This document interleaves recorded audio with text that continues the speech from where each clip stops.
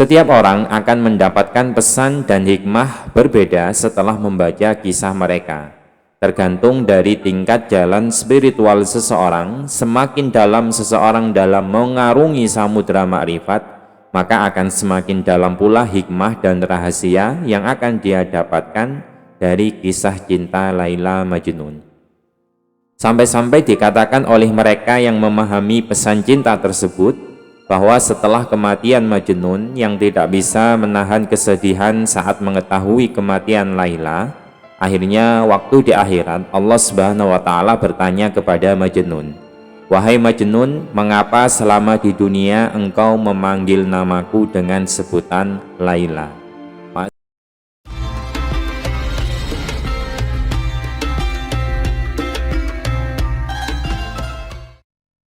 Ma'asyiral muslimin rahimakumullah. Sebuah novel cinta yang sangat terkenal karya An-Nidhomi, seorang pujangga besar dalam khasanah sastra Persia yang hidup di tahun 1141 hingga 1209 Hijriah. Novel ini menceritakan tentang seorang pemuda yang bernama Qais yang jatuh cinta kepada seorang perempuan bernama Laila. Kisah cinta mereka penuh dengan kesedihan dan air mata, karena cinta mereka tidak bisa bersatu yang terhalang restu orang tua. Rasa cinta yang begitu dalam dari Qais kepada Laila, dan karena lama tidak bisa saling bertemu, sampai membuat Qais menjadi seperti orang gila, bertingkah dan berpenampilan aneh hingga orang-orang menertawakan dan mencemoohnya, dan memanggilnya dengan sebutan Majnun. Dalam bahasa Arab artinya gila, seperti gilanya seorang wali majdub yang jatuh cinta kepada Tuhannya. Hingga novel ini dikenal dengan kisah cinta Laila dan Majnun. Dikatakan bahwasanya novel ini bukanlah novel biasa, karena kisah cinta di dalamnya memuat makna yang begitu dalam dan penuh dengan sebuah pesan cinta hakiki kepada Sang Maha Cinta, yaitu Allah Subhanahu wa Ta'ala.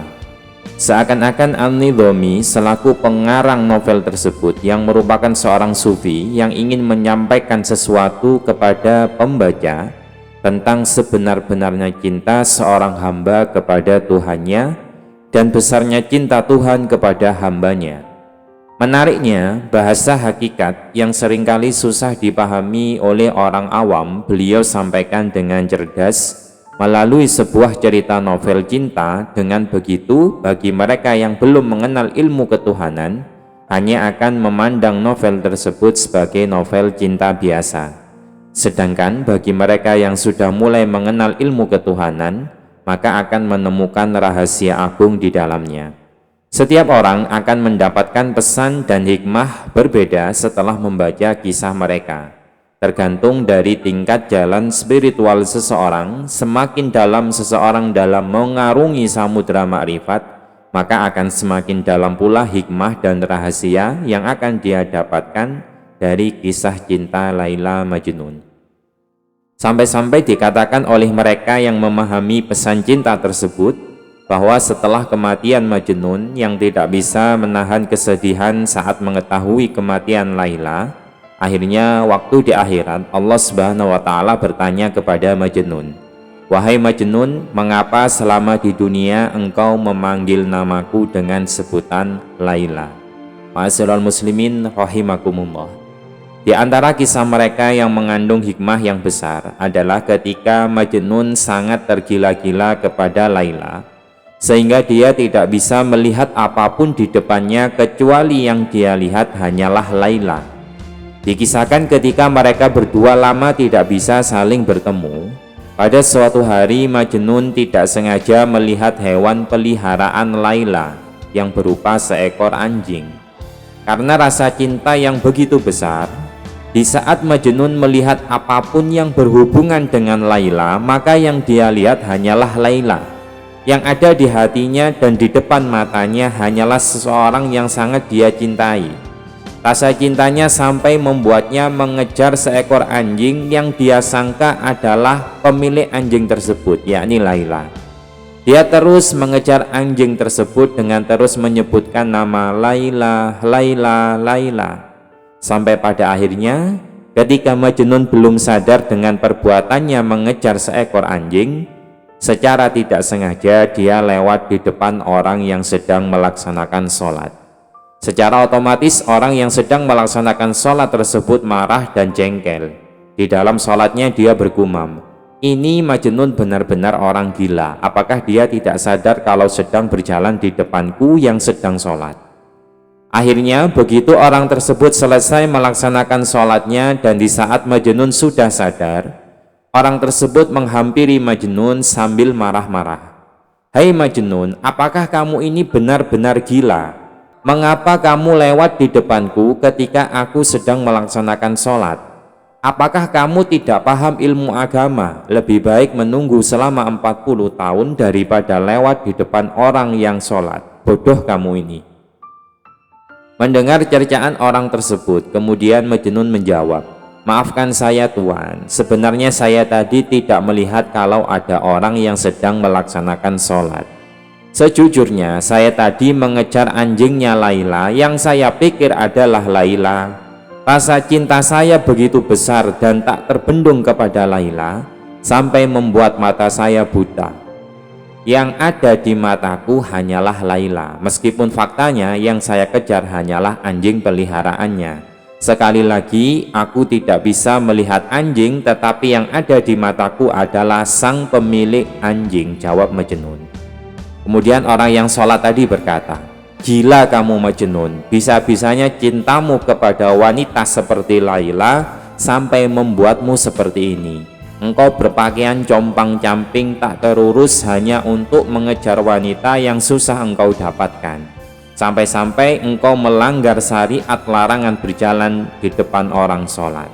Seharusnya cinta seperti itu harus engkau tujukan kepada Tuhan dengan menjalankan perintahnya berupa sholat, bukan kepada seorang wanita yang tidak jelas."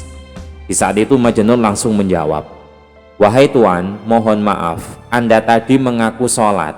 Engkau mengaku sebagai hambanya Allah yang taat dengan menjalankan sholat. Engkau berarti mengaku cinta kepada Allah yang engkau buktikan dengan menjalankan perintahnya berupa sholat. Tetapi kenapa ketika engkau sedang melaksanakan sholat yang mengaku cinta kepada Allah, tetapi engkau masih bisa melihatku yang berjalan di depanmu? Seharusnya jika cintamu benar kepada Allah, di saat sholat engkau tidak bisa melihat apa-apa kecuali hanyalah Allah yang engkau cintai. Aku saja yang sangat mencintai Laila. Ketika melihat anjingnya Laila, tidak melihat anjing, tetapi yang ada di mataku adalah sang pemilik anjing, yaitu Laila. Jika engkau mengaku sholat tetapi engkau masih melihat selain Allah, berarti pengakuanmu cinta kepada Allah adalah dusta. Sholatmu kepada Allah hanyalah formalitas, hanya untuk menggugurkan kewajibanmu, bukan karena didasari rasa cinta yang tulus dari seorang hamba kepada Tuhannya." Akhirnya orang tersebut terdiam dan menyadari bahwa yang dikatakan Majnun memang benar. Ma'asyiral muslimin rahimakumullah, ini adalah contoh cerdasnya An-Nidhomi yang ingin menyampaikan kepada kita tentang hakikat cinta sejati, di mana cinta yang sejati harus kita tujukan kepada Allah Sang Maha Cinta. Ketika rasa cinta kita benar kepada Allah, maka kita tidak akan bisa melihat apapun kecuali hanya melihat Allah.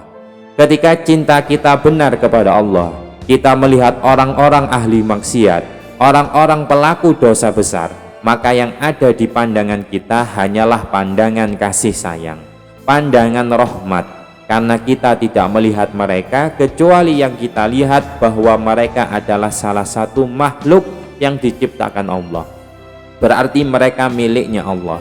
Jika orang-orang pelaku dosa besar kita anggap seperti seekor anjing, tetapi kita tidak bisa melihat anjing, yang kita lihat hanyalah sang pemilik anjing.